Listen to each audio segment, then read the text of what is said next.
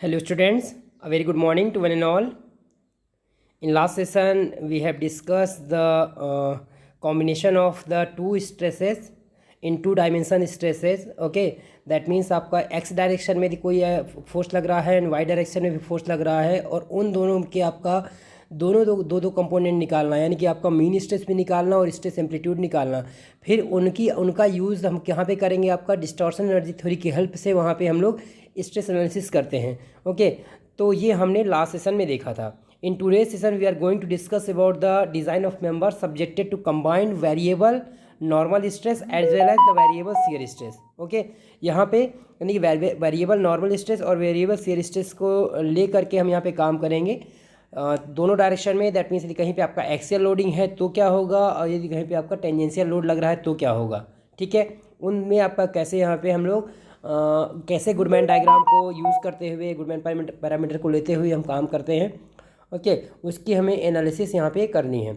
Okay, so let's consider when a machine part is subjected to both variable normal stress and a variable shear stress, then it is designed by using the following two theory of failures. वो combined theory कौन सी है आपका, जहाँ पे combined stresses आपका involve हो रहे हों, तो उसके लिए हम क्या करते हैं आपका there are two theory of failures like first one is the maximum shear stress theory and maximum normal stress theory. Okay, क्योंकि आपको यहाँ पे नॉर्मल स्ट्रेस भी लग रहा है, आपका शियर स्ट्रेस भी लग रहा है। ओके, तो इसलिए हम क्या कर रहे हैं, आपका नॉर्मल स्ट्रेस के लिए हम maximum stress shear stress theory और मैक्सिमम नॉर्मल स्ट्रेस थ्योरी दोनों हम यहाँ पे लेके चलेंगे। दैट मीन्स टेरेस्का थ्योरी और रैंकाइन थ्योरी दोनों पे हम काम करेंगे। और आपको अच्छे से पता है दोनों में से कौन सा आपका ब्रिटल मटेरियल के लिए कौन सा आपका गुड स्टैंड करता है और कौन सा आपका डक्टाइल मटेरियल के लिए। Okay, so first of all आपको इतना पता है कि सोडरबर्ग फार्मूला क्या होता है, और सोडरबर्ग ही हम क्यों ले रहे हैं, क्योंकि आपको पता सबसे जो सेफेस्ट डिज़ाइन होती है वो सोडरबर्ग को लेकर के ही होती है। Okay, so we have discuss that according to Soderberg formula जो 1/1/Fs इक्वल टू क्या होता है, sigma m upon SYT plus sigma V into KFB divided by sigma EB into K surface into K size. देखिए यहाँ पे थोड़ा सा आपको नोमेनक्लेचर में प्रॉब्लम हो सकती है, मैं बता देता हूँ। सिग्मा m क्या आपका मीन स्ट्रेस है, जो नीचे सिग्मा y है वो यील्ड स्ट्रेंथ है, SYT आप पुट कर सकते हैं, प्लस क्या था आपका सिग्मा, जहाँ पे ए आप यूज़ करते थे, ठीक है ना, वहाँ पे आपका चाहे सिग्मा ए कह ले चाहे सिग्मा वी कह ले, वेरिएबल स्ट्रेस के लिए आपका स्ट्रेस एम्पलीट्यूड काउंट होता है। तो सिग्मा वी अपॉन क्या आता था नीचे एस ई आता था। तो यहाँ पे चूंकि हम लोग किसकी बात कर रहे हैं, यहाँ पे फॉर रिवर्स बेंडिंग केस ले रहे हैं, इसलिए यहाँ पे सिग्मा ई भी आ रहा है। ओके, क्लियर है।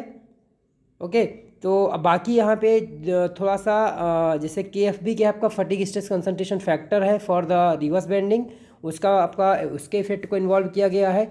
उसके साथ साथ ही आपका सरफेस फैक्टर और साइज फैक्टर, के सरफेस और के साइज भी हम यहाँ पे इन्वॉल्व किए हैं। ओके, तो यहाँ से यहाँ से जो सोडरबर्ग रिलेशन आया वो ये आया रिवर्स बेंडिंग के लिए। ओके, अब क्या कर रहे हैं यहाँ पे, मैं दोनों साइड में, दैट मीन्स मैं दोनों साइड में SYT से मल्टीप्लाई कर रहा हूँ, यानी ये मैं कहूँ आपका सिग्मा वाई से मल्टीप्लाई कर रहे हैं, तो क्या हो जाएगा sigma Y upon FS equal to, अब देखिए यहाँ पे जो राइट साइड में आपका sigma m upon sigma Y था, तो जैसे सिग्मा वाई से मल्टीप्लाई होगा तो सिग्मा वाई तो गायब हो जाएगा, क्योंकि ऑलरेडी डिनोमिनेटर में सिग्मा वाई है। तो sigma m plus sigma v into, देखो सिग्मा वाई आ गया साथ में, इंटू KFB, बाकी एज इट इज़ है। ओके, सिग्मा EB प्लस के सरफेस के plus into K size. Okay, तो यहाँ पे क्या गया, जब अब आपको पता है एक्चुअली कि सिग्मा वाई अपॉन FS क्या होता है, SYT upon FS, that is the क्या होगा यहाँ से, देखिए यहाँ पे the term on the right hand side of the above expression is known as the equivalent normal stress due to reverse bending.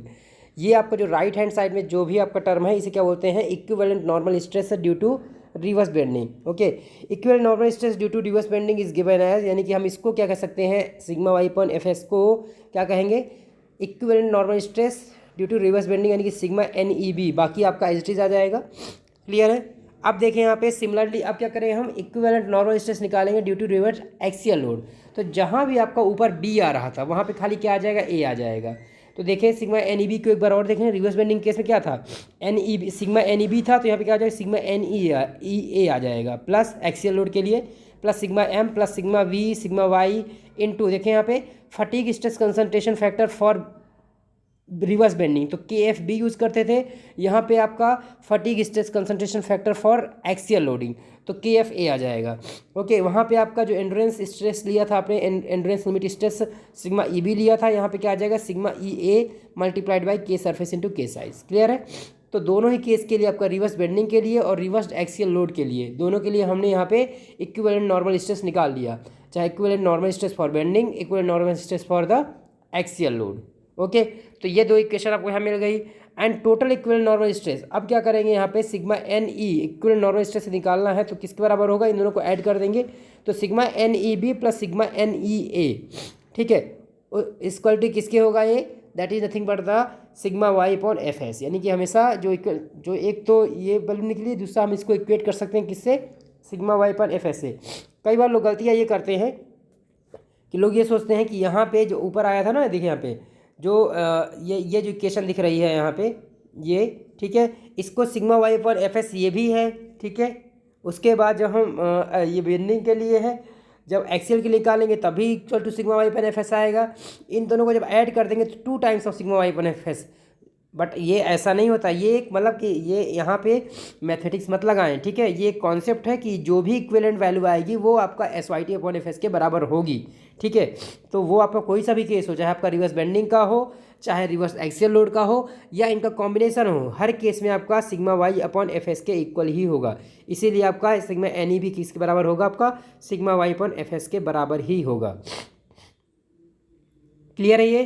Now we have also discussed in that for reverse torsional और shear loading, यदि आप torsional shear loading की बात करेंगे तो क्या हो जाएगा, 1 upon F S is equal to tau M upon tau Y plus tau V into K F S divided by tau E into K surface into K size. सब कुछ आपका वही रहेगा। अब क्या करेंगे, फिर से जैसे लास्ट टाइम हमने क्या किया था, आपका एस वाई टी से मल्टीप्लाई किया था, तो इस बार क्या करेंगे, टाउ वाई से मल्टीप्लाई करेंगे, शियर यील्ड स्ट्रेंथ के लिए टाउ वाई से मल्टीप्लाई करेंगे, तो मल्टीप्लाई में throughout by tau Y, तो टाउ वाई से मल्टीप्लाई करेंगे तो क्या हो जाएगा, यहाँ पे जो इक्विवेलेंट आपका शियर स्ट्रेस आएगा टाउ ई एस बराबर हो जाएगा यहाँ पे tau M upon tau Y था आपका, तो टाउ वाई कैंसिल आउट हो जाएगा, tau M plus tau V into tau Y into K F S divided by tau E into K surface into K size. Okay, equivalent आपका यहाँ पे reverse यहाँ पे equivalent shear stress due to reverse torsional और shear loading के कारण से आ गया। Okay, the maximum shear stress theory is used in designing machine parts of ductile material. Ductile material के लिए हम लोग क्या यूज़ करते हैं, यहाँ पे शियर स्ट्रेस थ्योरी यानी टेरेस्का थ्योरी यूज़ करते हैं, जिसकी जो वैल्यू होती है आपका half of sigma square plus 4 times of tau square, ये होता है। तो चूंकि इक्विवेलेंट की बात कर रहे हैं तो 4 टाइम्स ये क्या हो जाएगा, सिग्मा एन ई का square plus 4 times of tau E S का स्क्वायर, ये किसके बराबर होगा, tau Y upon F S के बराबर होगा। ओके, तो इसका यूज़ करके जो भी अननोन पैरामीटर है वो आप निकाल सकते हैं। तो एक थ्योरी आपका ये हो गई, ओके, किसके द्वारा, आपका शियर स्ट्रेस थ्योरी के द्वारा। Okay, now the maximum normal stress theory is used in designing machine parts of brittle material. जब ब्रिटल मटेरियल है तो रैंकाइन थ्योरी यूज़ करेंगे। और रैंकाइन थ्योरी क्या कहती है, एक्चुअली मुझे पहले रैंकाइन लेना चाहिए ताकि आपको टेरेस्का में क्या करते हैं कि जो फर्स्ट पार्ट है, यानी कि राइट साइड में जो फर्स्ट पार्ट है आपका half of sigma N E, केवल यही आपका यहाँ पे रिमूव हो जाता है, इसको हम एलिमिनेट कर देते हैं किसमें, शियर स्ट्रेस थ्योरी में। बाकी टर्म एच डीज रहता है, आप देख पा रहे होंगे। तो आप जब यहाँ पे रैंकाइन थ्योरी इन्वॉल्व करेंगे तो क्या आ जाएगा, sigma N E maximum equal to that means maximum equivalent normal stress क्या हो जाएगा, half of sigma N E plus half of whole under root of sigma N E का square plus 4 times of tau E S का whole square, that is nothing but the equal to sigma Y T sigma Y upon F S. Okay, तो I think आपको clear हो गया होगा कि हमें कैसे एनालिसिस करनी है जब आपको मतलब कॉम्बिनेशन ऑफ स्ट्रेसेज आपको मिले, यानी कि शियर स्ट्रेस भी आपके पास है, एक्सियल स्ट्रेस भी है, तो उस केस में आपको क्या करना चाहिए, मेरे ख्याल से अब आपको पता चल गया होगा। तो डेफिनेटली आप न्यूमेरिकल सॉल्व करें, कहीं भी कोई डाउट आए तो कमेंट सेक्शन में ज़रूर पुट करें, वो चाहे आपका थ्योरी की रिगार्डिंग हो या कोई न्यूमेरिकल प्रॉब्लम हो, आपको एज इट इज़ कॉपी करके पेस्ट कर देंगे तो भी मैं उसको वहाँ पे आंसर करूँगा। Okay, so thank you so much.